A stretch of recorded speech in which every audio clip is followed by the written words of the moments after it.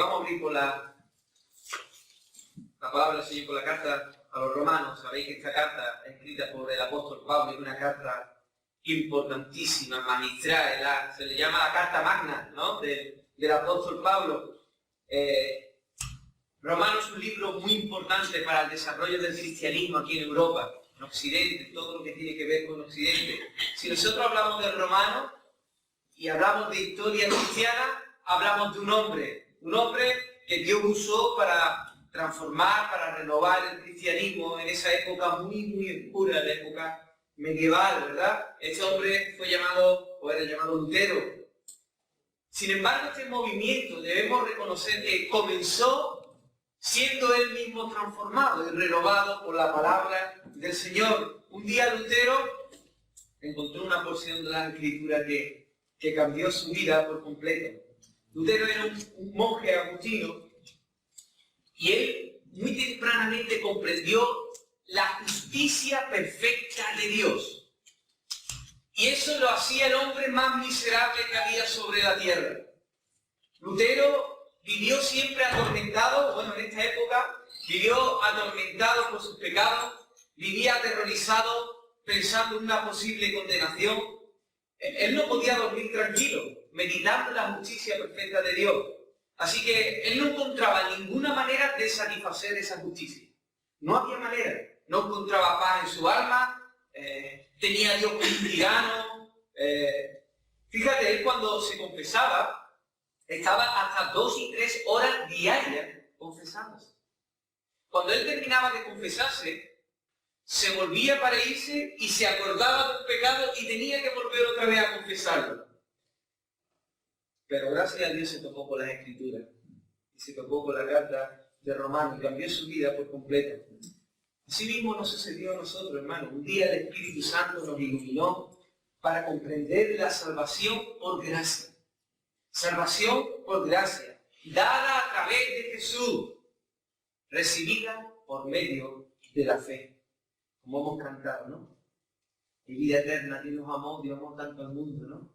Que dio a su Hijo para todo aquel que le crea, tenga vida eterna. Y ahí todo cambió en nuestra vida, hermano. No obstante, hay un error que podemos caer y caemos. Y caemos los cristianos. Y es pensar que el Evangelio es solo para ese día de la salvación.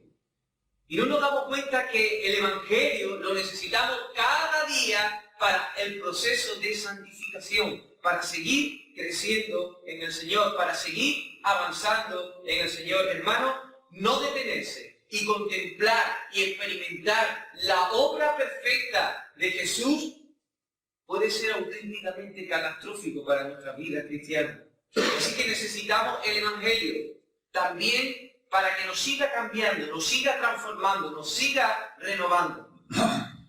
Los cristianos, si somos sinceros y nos preguntamos con sinceridad, podemos hacer algunas de estas preguntas. ¿Por qué no hay cambios grandes y significativos en nuestra vida cristiana? ¿Por qué continuamos presos de ese dedo amenazador que nos señala nuestro pecado y nos lleva a la autocondenación, a la frustración, al desánimo? ¿O por qué somos presos del orgullo que viene de lo bueno que creemos que somos por nuestras obras? Un orgullo que nos destruye y destruye a los que están alrededor nuestra. ¿Por qué hay tanta falta de gratitud al Señor? ¿Por qué sirvo al Señor y lo hago con amargura? ¿O quejas pecaminosas que vuelco sobre otros cristianos? ¿Por qué no ofrendo lo que debo ofrendar? Y si ofrendo, ¿por qué no lo hago con alegría de mi corazón? ¿Por qué hay tanta falta de pasión en nuestros corazones cuando vemos la gran obra que Dios ha hecho en nuestras vidas? Hermanos, estos son resultados de perder de vista el Evangelio. El Evangelio que nos salvó, el Evangelio que nos cambió. Ese es el mismo Evangelio, hermano, que seguimos necesitando día tras día. Necesitamos seguir comprendiendo el Evangelio, ahondando en el Evangelio, meditando en el Evangelio, meditando en lo que Cristo ha hecho. Solo por gracia somos salvos.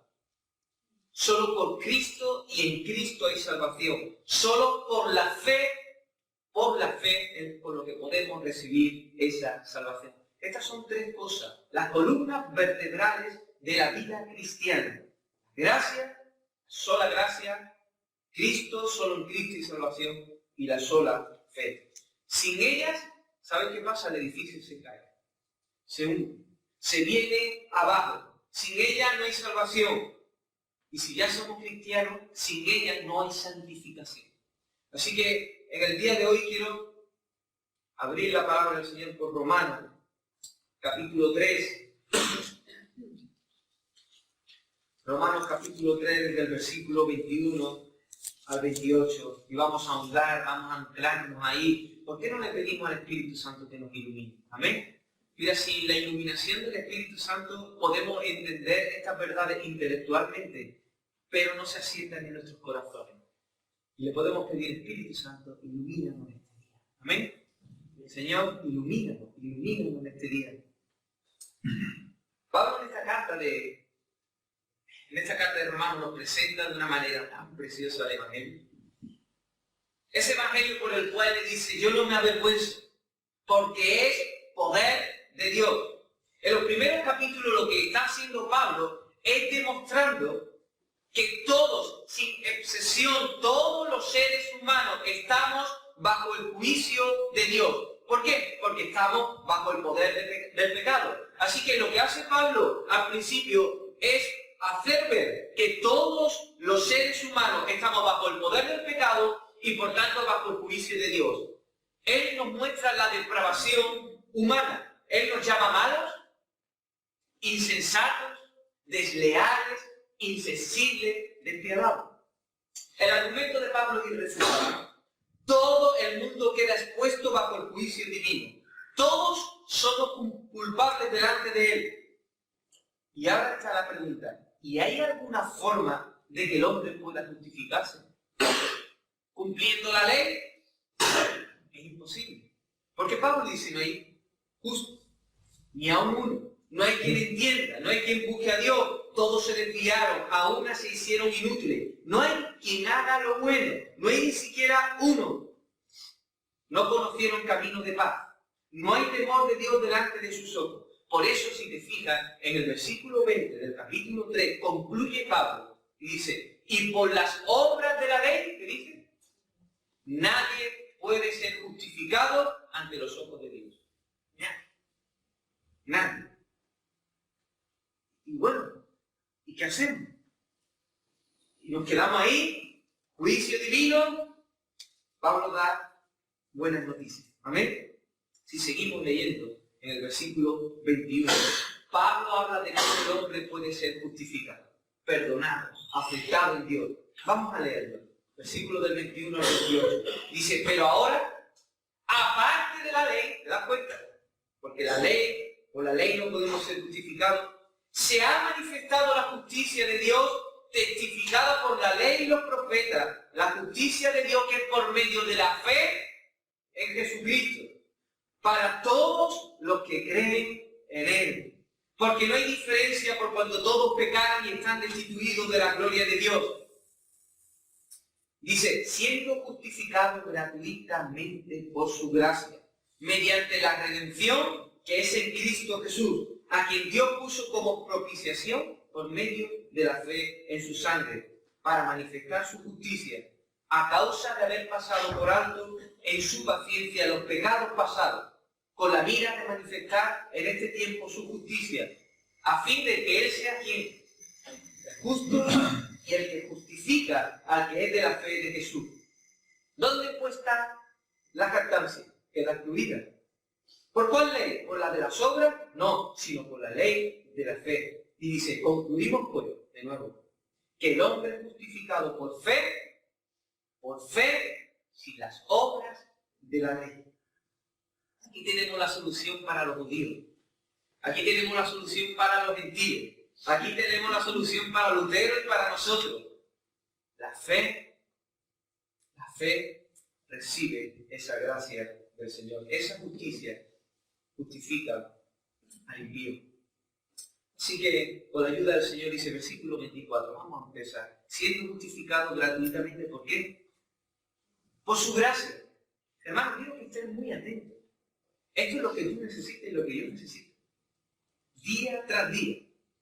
Día tras día. Y necesitamos asimilar esto en nuestros corazones día y predicándolo día tras día. La salvación es un don de Dios, es un regalo de Dios. Por tanto, el pecador recibe algo, esa salvación, de forma inmerecida, pero gracias a los méritos de Cristo. ¿Me seguís? Salvación inmerecida gracias a los méritos de Cristo. Ahí hubo un tiempo donde se hizo un congreso de diferentes religiones.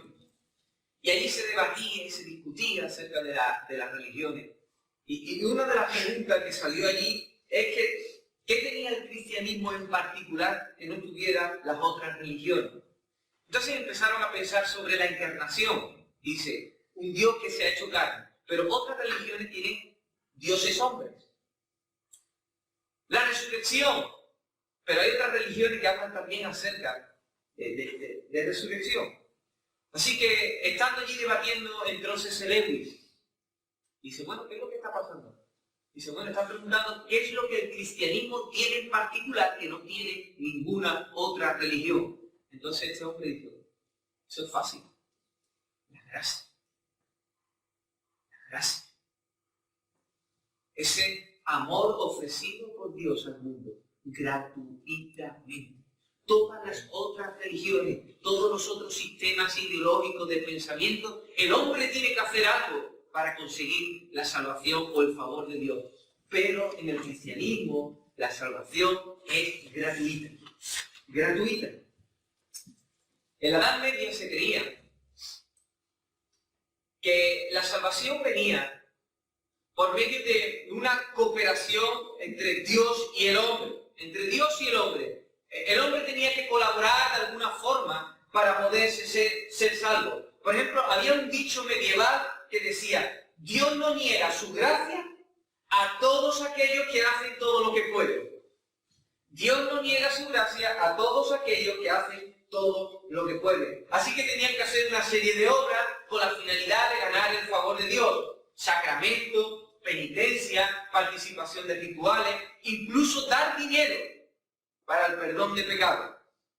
Aún en nuestro tiempo la Iglesia Católica Romana sigue sosteniendo esta herejía.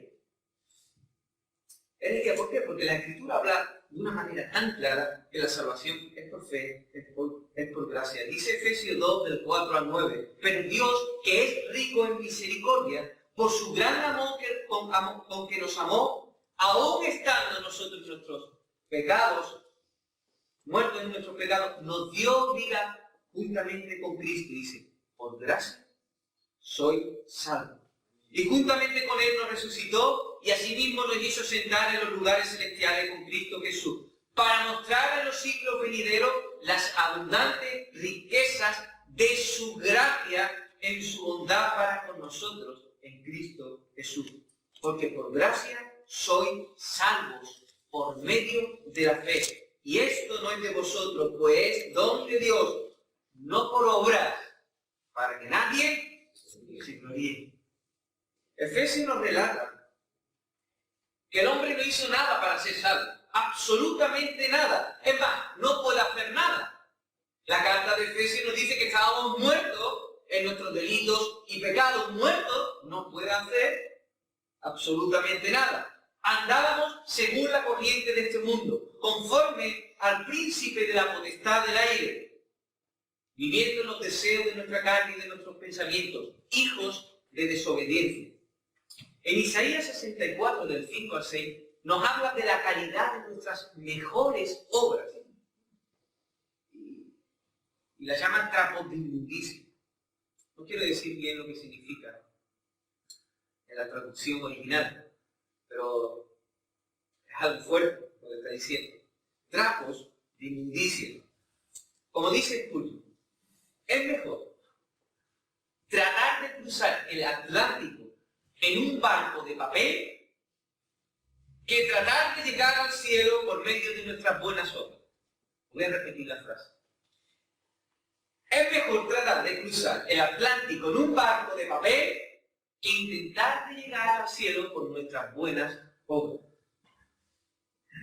Hermanos, nada más que hagamos cualquier intento por salvarnos a nosotros mismos, cualquier esfuerzo, quiere decir que no hemos reconocido nuestra bancarrota espiritual. Es como, imagínate aquella tripulación que está en medio del mar, la barca está deplorable, hay agujeros, se va a hundir sí o sí, sí o sí. No hay manera, no tienen fuerza, no hay nada que pueda hacer los que están allí metidos en la barca. El intento de coger un remo y decir, venga, vamos a intentarlo, quiere decir que no ha reconocido su bancarrota. No ha reconocido que necesitan salvación. Bueno, pero vamos, el espíritu de superación de este tiempo. A lo mejor podemos conseguirlo. Venga, anímate, esfuérzate, vamos para arriba, que a lo mejor llegamos. Nada más que tener ese pensamiento quiere decir que no se ha reconocido que necesita un Salvador. No hay manera posible que el hombre pueda ser salvo. No hay manera. Queridos hermanos, personas, almas que estéis aquí, el hombre por naturaleza no puede contribuir para salvarse. No hay forma. No hay nada que el hombre natural pueda hacer para llamar la atención de Dios, para asombrar a Dios, para enamorar a Dios. No, es todo lo contrario. El hombre es pecador por naturaleza y la ira de Dios está sobre él. Pero es buena noticia. Es buena noticia. Y es que la salvación no está relacionada con las obras que nosotros hagamos. No está relacionada. Dios ofrece esta salvación que nos ha dado, motivado por su amor incondicional. Ese amor es inherente. ¿Sabe qué significa eso? Inherente quiere decir que no había nada en nosotros que pudiera seducir a Dios. Inherente quiere decir que Él nos amó porque nos amó. Por su soberana voluntad. Es gratis, dice, siendo justificado gratuitamente por su gracia. La Escritura nos enseña acerca de un hombre llamado Naamán. Recordad este hombre, este era un hombre, un comandante del ejército sirio, muy condecorado, uno de los que era el principal del ejército sirio. Un hombre capacitado, condecorado, con dinero, con fama, con gloria. Dice que hasta el mismo rey sirio, cuando se hacían y se celebraban los rituales religiosos, se apoyaba sobre este comandante. Fíjate qué relación tan grande, ¿no? Sin embargo, dice la palabra, pero era leproso. Pero era leproso. Naamán era un muerto viviente. Un muerto viviente. Sus éxitos, sus capacidades, sus condecoraciones, sus medallas, sus victorias, no podían hacer nada para que él fuera libre de la lepra. Dice la historia que la mujer de Naamán tenía una sierva judía que cuando se enteró de que Naamán era leproso, dice, ¿por qué no va al profeta de Dios que está en Israel para que lo sane?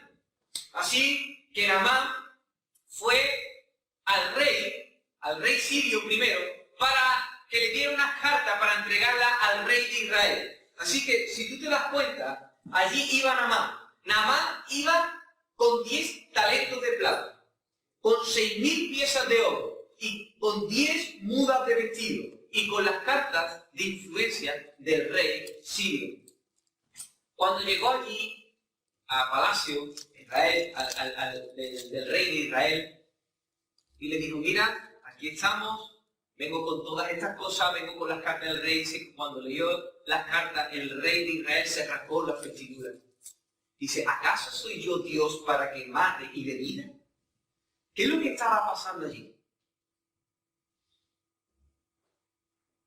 Allí estaba pasando de que el Dios de Israel, el único Dios verdadero, no es un Dios que se pueda domesticar. No es un Dios que actúe cuando uno quiere y cuando no quiere. Esos son los dioses del mundo. Pero este Dios no funciona así. Y se rasgó la vestidura el rey de Israel. En ese momento a Naamán se le cae la esperanza en su influencia. En ese momento. Sin embargo, Eliseo, que era el profeta de Dios, se enteró de que había rasgado la vestidura al rey y dice, dile a Naamán que venga. Así que yo creo que Naamán se puso contento, me va a recibir Eliseo, el profeta de Dios, Y allí se dirigía, no sé, dice que venía con carros, con caballos, decía que venía, con ejército, con sus súbditos, sus siervos, dice que venía. Y se iba dirigiendo a la casa de Eliseo. Y yo creo que se acercaría a este hombre y poco a poco vería la casa y se iba acercando. Y bueno, se estaba dando cuenta de que la casa tampoco era una casa de palacio, casa sencilla. Iba atravesando el carruaje por medio de ese camino, me imagino, lleno de bache, arenoso. Y él estaba esperando que lo recibiera Eliseo, con todos sus súbditos, con todos sus siervos, con bombo, con platillo. Pero él se iba acercando y no había nadie. Y se iba acercando y no había nadie. Y cuando llegó, dice, nos hemos equivocado, y le dijo el siervo, no, está en la casa. Nadie lo ha recibido, nadie, nada más. Pero de repente aparece alguien en la puerta y sale una especie de una persona, pero un siervo. Y dice estas palabras, el siervo: ve al río Jordán y lávate 7 veces. Y se va. Y se quedó otra vez Naamán solo allí. Dice la Escritura que se enfadó mucho. Naamán se enfadó porque Eliseo no lo había recibido. Y porque le había mandado que se lavara 7 veces en el río Jordán. Que yo me vaya al río Jordán y me lave 7 veces de hacer sano. ¿Habrá río mejor en Siria? ¿Qué le estaba pasando a Naamán? Naamán, no sé, Naamán diría, o sea, a ver si me manda que vaya a rescatar a la princesa que está allí en el castillo, donde hay un dragón y puedo matar al dragón y así me gano la sanidad. Pero lavarme, tan sencillo, me lavo y ya está, se acabó. Y encima en el río Jordán, dice que sus siervos lo hicieron para que hiciera eso. Se lavó y fue sano. Pero él no se conformó con eso. Él fue a ofrecerle a Eliseo los 10 talentos de plata, los 6.000 piezas de oro y las 10 mulas. Pero Eliseo no se lo recibió. Quería seguir comprando la gracia y el favor de Dios. Este era Naamán. Después de esto, que no le había recibido nada, dice que él dijo en su corazón que iba a empezar a adorar al rey de Israel, a Jehová. Es curioso, ¿no? Cómo nos parecemos muchas veces a Naamán. Cómo intentamos comprar el favor del Señor con lo que hacemos, con las capacidades que nos ha dado, o compensarlo de alguna forma. Dios es el Dios de Israel. Él no se puede domesticar. A Él no se le puede manipular. Él no se puede endeudar con los hombres. No se le puede dar con la finalidad de que te dé. Él es Dios y es un Dios de gracia. Es un Dios de gracia. Si nosotros diluimos esta gracia del Señor, va a pasar consecuencias desastrosas en nuestra vida. Hay muchas veces que tenemos sentimientos y conductas negativas debido a que no estamos experimentando, contemplando la gracia de Dios. ¿Por qué hay tanta frustración en nuestra vida y tanta autocondenación en nuestra vida? ¿Por qué podemos venir aquí a la iglesia y costarnos un mundo alabar al Señor? Porque no paramos de recordarnos el pecado y el pecado que hicimos esta semana y lo que hemos hecho y cómo nos hemos portado mal. Gracias. Hay perdón. Tenemos abogado. Pero no. Seguimos autocondenando y autocondenando y autocondenando. ¿Y qué hacemos para devolver la salvación al Señor? ¿Y qué puedo? Cuando cometemos ciertos pecados, según la gravedad que nosotros creemos, decimos, yo creo que tengo que estar 2 semanas orando para que esté bien. Es una trampa del diablo. Si has pecado, dice la palabra, que puedes confesar tus pecados, porque Él es fiel y justo para perdonarte de todo pecado y limpiarte de toda maldad. ¿Cuándo? Ya. puedes pegar un bajo en la gracia del Señor y cantar a pesar de él, ¿no? Hermanos, muchos cristianos tienen mucha falta de gozo y de alegría en el servicio a Dios. Y se comprometen con servir, pero siguen quejándose. Y siguen diciendo, ¿por qué no lo hace otro? Siempre yo aquí, siempre haciendo yo lo mismo. ¿Por qué hay tanta queja? ¿Por qué? Porque estamos entendiendo mal la gracia de Dios. Porque no estamos haciendo ese servicio en gratitud a lo que ya hemos recibido, sino para intentar recibir algo.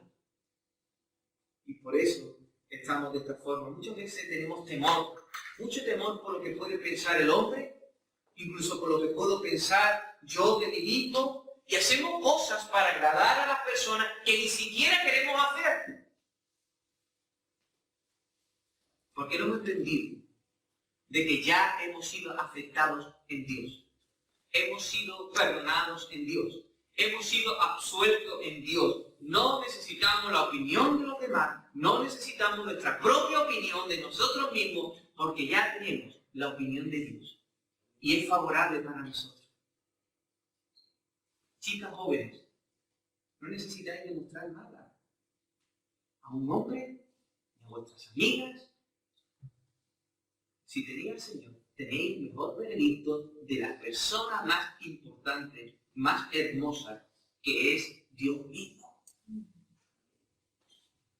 Queridos hermanos, si cuando te vayas a jubilar en el servicio cristiano, que no entiendes eso, y diga, he servido 40 años, que lo hagan los jóvenes ahora, y como dice John Piper, y te dediques a recolectar conchas, y en la playa, y diga, ya está bien, eso es que no ha entendido la gracia del Señor.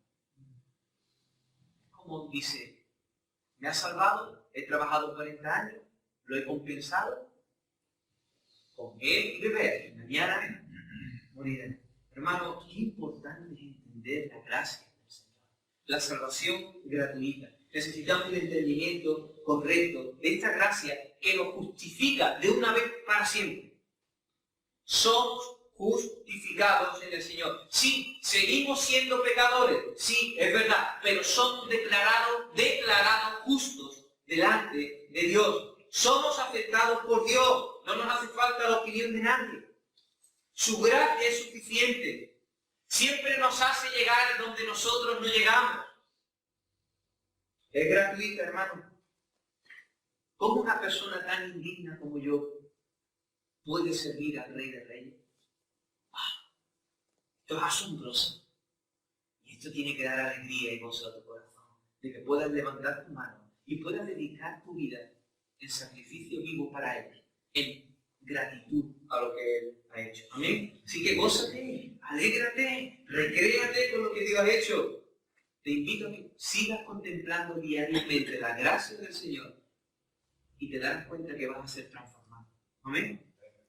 Crecerás en el Señor. Hemos cantado sublime gracia. Wow. Sublime gracia del Señor. Amén. Segunda cosa. ¿A través de quién se dispersa esta gracia?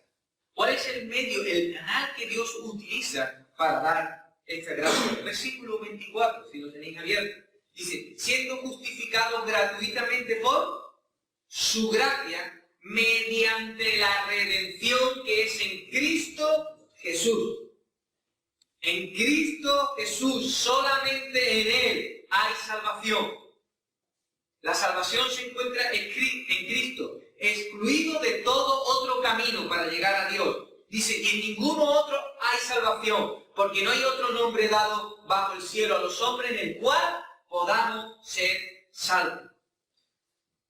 Un día estaban conversando también líderes religiosos acerca de las religiones, de cuál era su esencia, si eran iguales.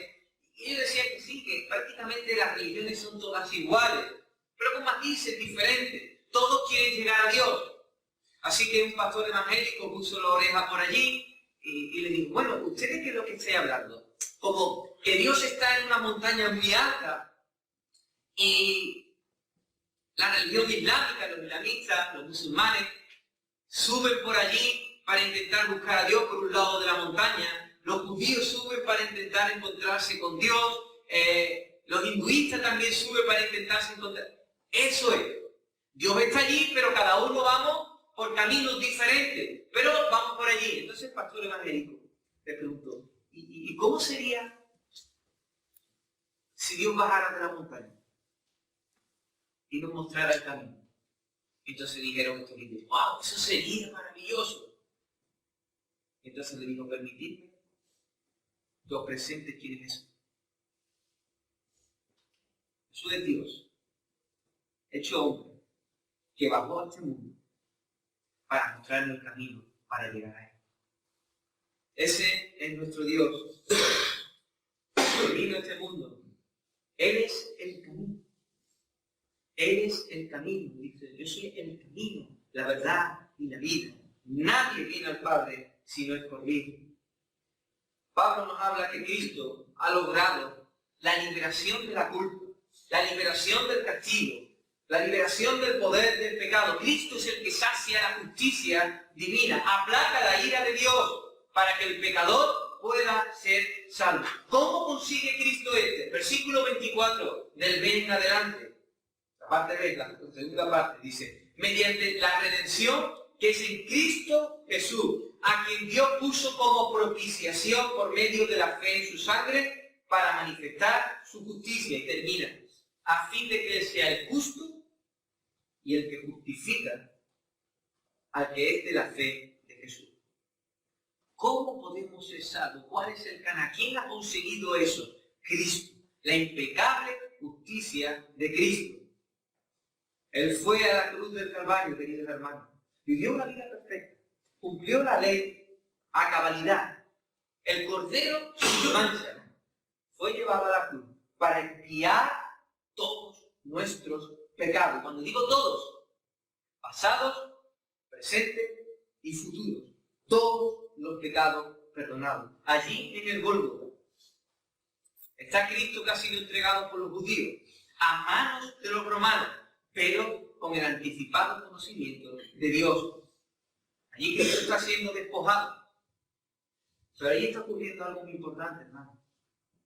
Allí Cristo está cargando en su cuenta, todos nuestros pecados. Y está cargando su perfecta justicia a favor nuestro. Se llama glorioso intercambio. Glorioso intercambio. Los que tenéis Facebook, ¿cuántos de aquí tenéis Facebook? La mayoría, ¿no? Dice que hay una pestañita que le das a me gusta, ¿no? Sí, una pestañita que hay allí que pone me gusta. Imagínate que hay una pestaña también que dice no me gusta. Y ahí está toda tu vida, todas tus fotografías de la vida, de los pensamientos que has tenido, de tus acciones, de todas las cosas. Imagínate allí, tu cuenta abierta delante de Dios. ¿Qué haría Dios? No me gusta, no me gusta, no me gusta, no me gusta, no me gusta. Infinitos no me gusta tendría. Y ahora tenemos la cuenta de Cristo abierta, ¿sí? Y allí tienes la cuenta. Todos sus pensamientos, todas sus obras, todo lo que hizo. Abierta delante de todo, abierta delante de Dios. ¿Qué haría Dios? Me gusta, me gusta, me gusta, me gusta. Infinitos me gustan. Y tú y yo, infinitos no me gustan. ¿Qué es lo que está pasando en la cruz del Calvario? Que Cristo toma nuestra cuenta. Todos los infinitos no me gustan. Se lo toma para Él. Y nos pasa a nosotros toda su cuenta. Los infinitos me gustan de Dios. Él carga el juicio de Dios, el juicio divino, para que nosotros ahora, por Él, podamos ser salvos. ¿Te parece? Eso es amor, hermano. Amor, amor, amor. Bendito sea el Señor. Amén. Bendito sea el Señor. Allí acabó el veredicto. Se terminó, se acabó. Aceptados, amados por el Señor. Qué bueno es. Que el Señor ahora nos ve a través de los ojos de Jesús y se deleita. Dice, ¿cómo se puede deleitar en mí el Señor? Se deleita, disfruta viéndote, porque te ve a través de Jesús. Hermano, si nosotros diluimos esta doctrina, si nosotros no entendemos bien estas cosas, vamos a quedar esclavos de las opiniones de los demás, de las nuestras propias. Siempre estamos en búsqueda de un veredicto, siempre buscando la opinión, la aprobación de los demás. Nuestras acciones marcan nuestro veredicto. Así vemos muchas veces las cosas. Mira, hermano, no es lo mismo que tú te levantes de mañana y te levantes y digas, hoy tengo que orar, hoy tengo que leer, hoy tengo que ir a la iglesia, hoy, como para ganarte ese veredicto de Dios, el favor de Dios, que levantarte por la mañana y escuchar de Dios, tú eres mi hijo amado en el cual me deleito. ¡Wow! Y si tú, ¿cómo puede ser eso? Y pones tus ojos en la cruz y ves el amor tan grande, y entonces por amor a Dios, qué bueno es pasar un tiempo contigo. Qué bueno es leer tu palabra para conocer tu voluntad, para conocerte a ti. Es distinto. No tiene nada que ver. Pero nuestro corazón nos juega muchas malas pasadas. Empezamos a ver el cristianismo como algo que cuesta, que tenemos que conseguir un veredicto. El veredicto ya está, hermano. Ya estamos sueltos, ya estamos amados por Él. Amén. Cuidado con la condenación. La falta de paz muchas veces se hace patente en nuestras vidas. ¿Por qué? Porque nos identificamos más con la identidad del pecador que con la identidad de justo. Qué fácil es decir nosotros somos pecadores. Y es verdad, hermano. Pero qué difícil es nosotros somos justos por la sangre de Jesús. Eso puede marcar tu vida. Porque un justo hace justicia. Y cuando tú tienes identidad clara, es mucho más fácil de que hagas lo que Dios espera de ti. Amén. Queridos hermanos, somos declarados justos gratuitamente por medio de Cristo. Él produce libertad. Amén. Cristo tomó nuestro lugar en la silla, cargó con todos nuestros pecados, le declararon a Él culpable y nosotros fuimos declarados justos. El veredicto es favorable. Amén. El veredicto es el que marca nuestras acciones. No nuestras acciones marcan el veredicto. Somos amados, somos aceptados. Así que le podemos decir a los judíos, ustedes que sois incapaces de cumplir la ley de Dios, he aquí el Cordero que quita el pecado del mundo. Amén. Le podemos decir a los gentiles, a aquellos que están lejanos de la ciudadanía de Israel, a los pactos, sin esperanza, sin Dios en el mundo, le podemos decir, aquí está la sangre de Cristo que nos hace cercanos a Dios. ¿Qué le podemos decir a Lutero? Que no encuentra paz ni perdón.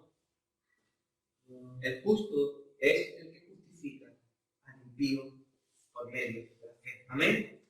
Hermanos, recuerda. Mira, toma nota. Memoriza. Sobre todo asimílalo en tu corazón. Asimílalo. Que solo por Cristo y solo en Cristo ya tenemos salvación. Tenemos salvación. Amén. Predícatelo constantemente. Esto te puede salvar la vida.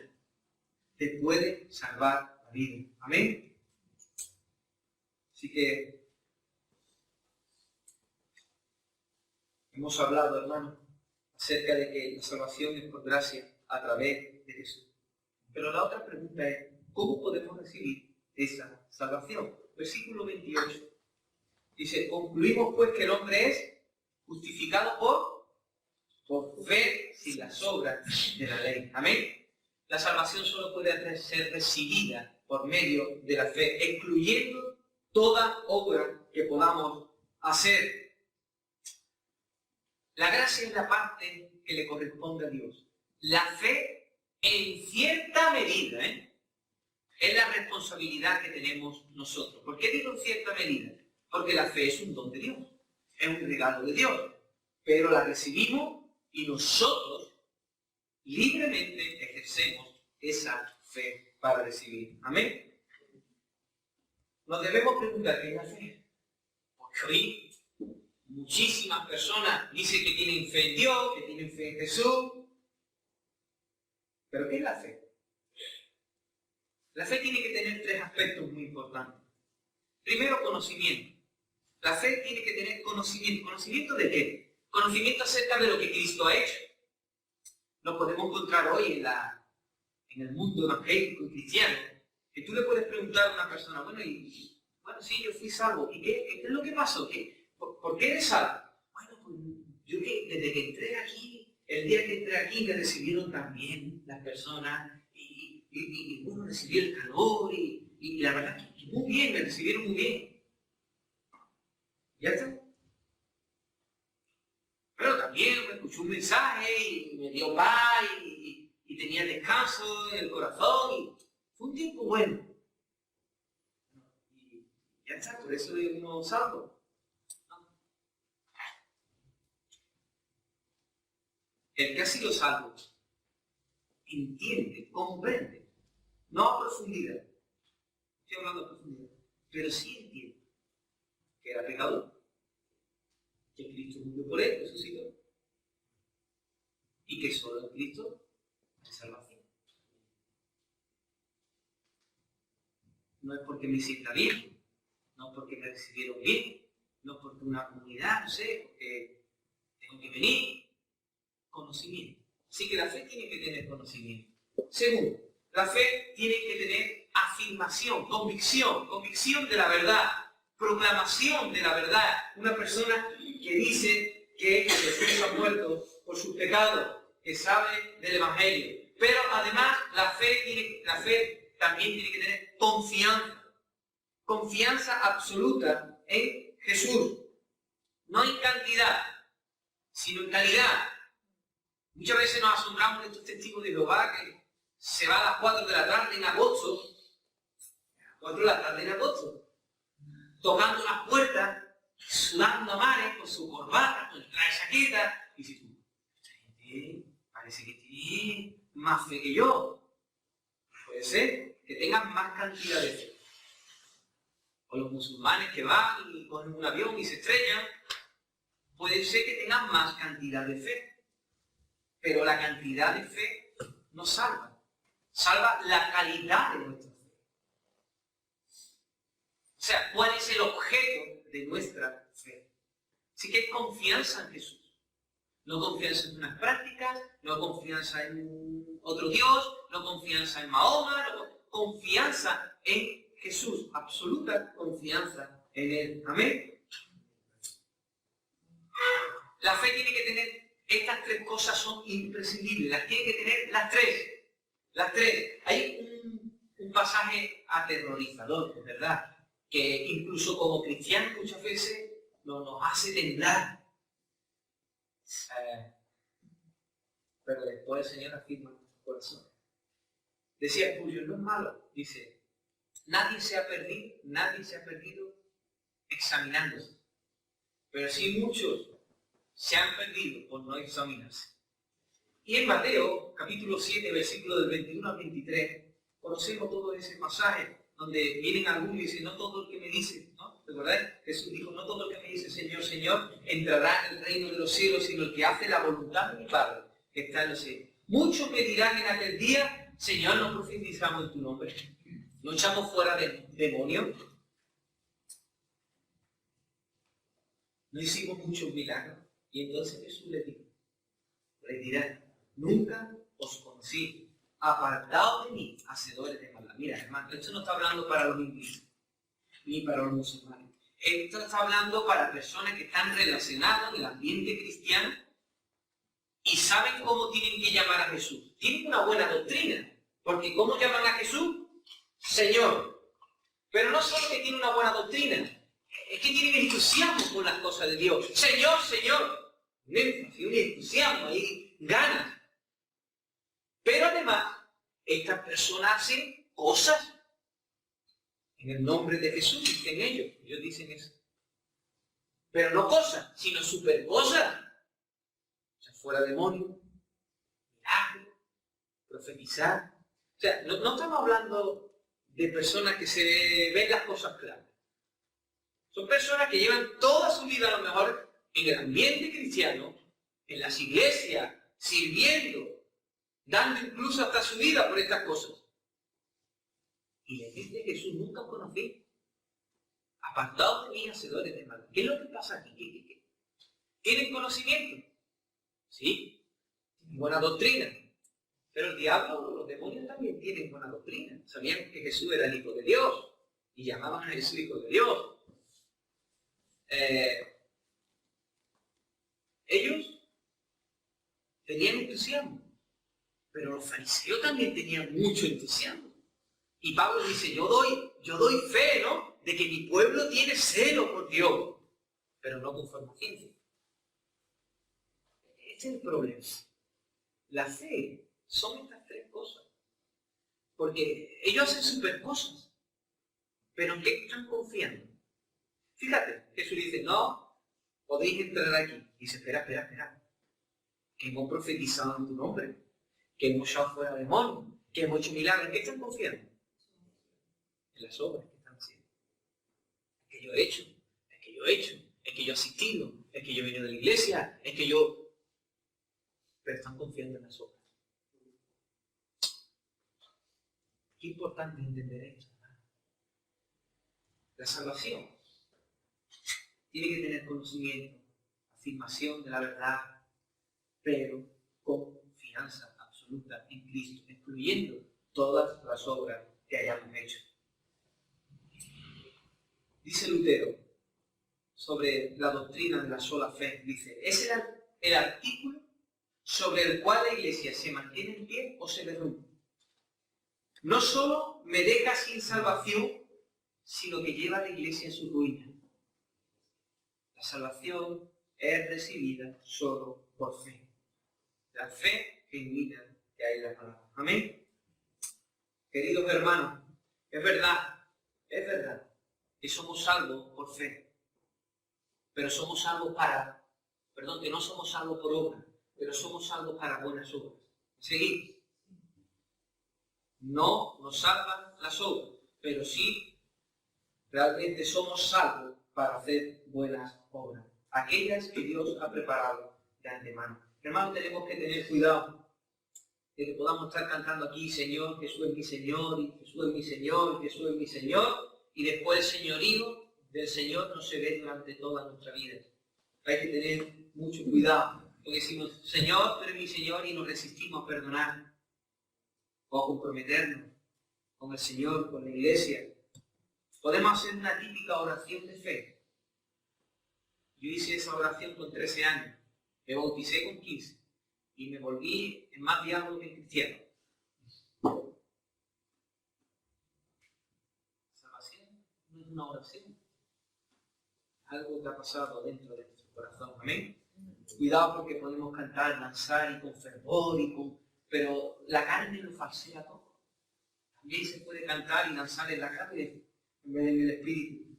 Así que cuidado, no vayamos a tener un cristianismo de cara a la galería. Colaborar con ministerio, asistir a todos los cultos, hacer super cosas, pero después el verdadero cristianismo de intimidad no existe. Así que tenemos que tener mucho cuidado. Queridos hermanos, la salvación es gratuita por medio de la obra de Cristo, recibida a través de la fe. Quiero preguntarte algo, ¿cómo está tu casa? ¿Cómo están las columnas que sostienen tu casa? ¿Cómo están? ¿Hay grietas? ¿Moho? Lo que te quiero decir, ¿está tu vida caracterizada por la autocondenación? ¿O por el enojo? ¿O por la falta de gozo? ¿O por el temor a los hombres? ¿Por la apatía? Eso es que necesita una reforma urgente. Urgente. Necesitamos seguir siendo transformados por la gracia del Señor. Necesitamos seguir meditando en la gracia del Señor. Necesitamos decirle al Señor, ¿qué implicaciones tiene que he sido salvo por tu sola gracia? Amén. ¿Cómo está tu vida? ¿Hay falta de paz? ¿Estás esclavos de la opinión de los demás? ¿Cómo es tu servicio cristiano? Y no solo digo tu servicio cristiano, en cuanto a que vienes y te puedes quejar, sino a lo mejor tampoco porque no dedicas tu vida para servir al Señor. ¿Qué es lo que pasa? ¿Qué hay ahí? ¿Qué estamos buscando? ¿En qué posición estamos? Solo por Cristo somos salvos. Y si hemos entendido que solo por Cristo somos salvos, esto nos tiene que llenar de un ánimo pronto para servir al Señor con toda nuestra fuerza, con todo nuestro corazón, hermano, con toda nuestra alma. Necesitamos seguir siendo reformados, amén, por la palabra del Señor. Hermano, no necesitas nada más. El Evangelio lo necesitas diariamente, para que pueda seguir siendo transformado y pueda seguir creciendo a la estatura del varón perfecto. ¿Quién quiere un avivamiento? ¿Qué cristiano no quiere un avivamiento personal? Medita en el Evangelio. Amén. Escudriña. Pídeselo al Señor. Queridos hermanos, recordar a nuestro Señor Jesucristo. Amén. El cual se hizo maldito para que nosotros seamos benditos. El cual se hizo pobre para enriquecernos a nosotros. El cual fue humillado para que nosotros seamos exaltados. Cristo está muriendo en la cruz para darnos vida y vida abundante. Si hay aquí alguna persona que se ha sentido hoy identificado con este hombre de Romano, que es pecador, que está bajo el poder del pecado, quiere decir que hay salvación. Amén. Salvación. Hay un proceso interno de la cruz del Calvario. Confía en el Señor. Arrepiéntete de tus pecados. Confía en Él. Y te salvará. Amén. Te dará el Espíritu Santo. Podrás entender la vida de Dios, caminar por la vida de Dios y disfrutar un día eternamente con Dios y su pueblo. Amén.